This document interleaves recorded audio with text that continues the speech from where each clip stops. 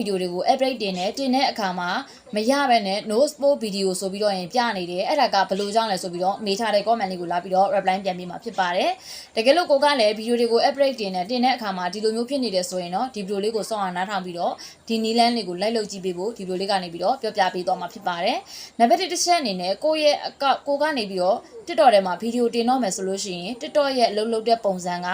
သူက content တူတဲ့ဗီဒီယိုဥပမာတခြားသူရဲ့ဗီဒီယိုပေါ့နော်အဲ့ဒီဗီဒီယိုတွေကိုတင်တော့မယ်ဆိုလို့ရှိရင်မူပိုင်ခွင့်မရှိတဲ့ဗီဒီယိုမျိုး copyright မိနေတယ်ဆိုလို့ရှိရင်သူ့ရဲ့ system ကယာယီကိုပိတ်ခံထိထားတာဖြစ်ပါတယ်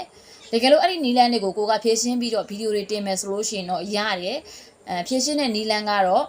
ဗီဒီယိုသူများရဲ့ဗီဒီယိုတွေကိုပြန်တင်မယ်ဆိုလို့ရှိရင် fader တွေသုံးတာပြီးလို့ရှိရင် caption တွေပြောင်းတာ orient တွေသုံးတာဒီလိုမျိုးလုပ်ပေးခြင်းအပြင်ကိုယ့်ရဲ့ဗီဒီယိုက copyright မိတာတွေမူပိုင်ခွင့်ဗီဒီယိုတွေကနေပြီးတော့လွတ်မြောက်မှာဖြစ်ပါတယ်ဒါတော့နံပါတ်1တစ်ချက်ဖြစ်ပါတယ်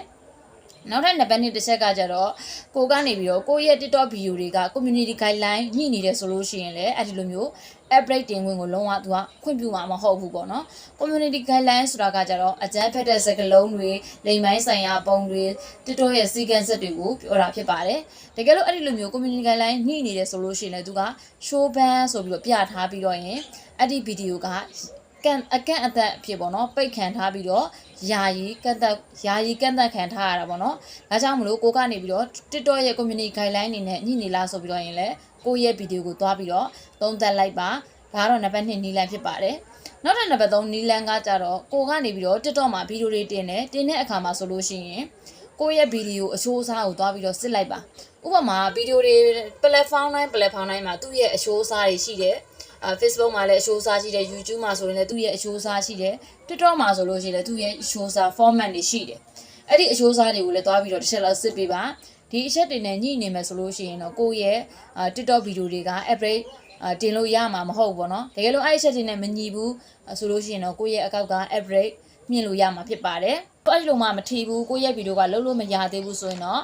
TikTok supporting ရုံးကိုစာပို့ပေးပါနောက်ထပ်နံပါတ်2တစ်ချက်ကကြတော့ကိုယ့်ရဲ့ TikTok အကောင့်ကို average မြင့်ပေးပါဘာချင်းအမြင့်ဆုံးဖြစ်အောင်မြင့်လိုက်ပါပြီးလို့ရှိရင်ကိုယ့်ရဲ့အကောင့်ကို reset ချတာတို့ဒီလိုမျိုးလေးလုပ်လိုက်ပါ